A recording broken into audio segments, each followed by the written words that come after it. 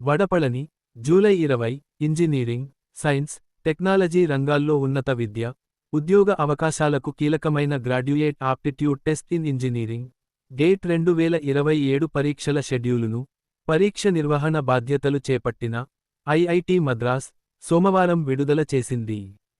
పరీక్షల తేదీలతో పాటు పలు కీలక వివరాలను కూడా ప్రకటించింది.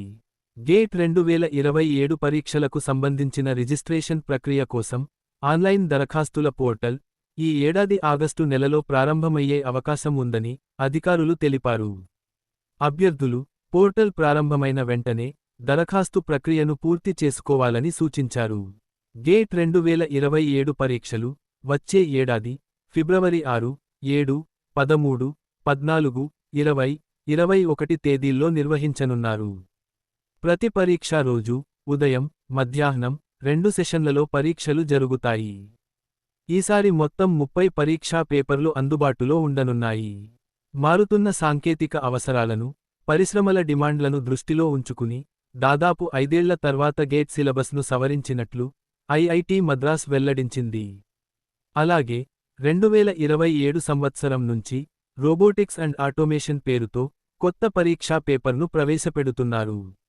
మరోవైపు textile engineering and fibre science పేపర్ను ఇంజనీరింగ్ సైన్సెస్ విభాగంలోని సెక్షనల్ పేపర్గా మార్చినట్లు ప్రకటించారు.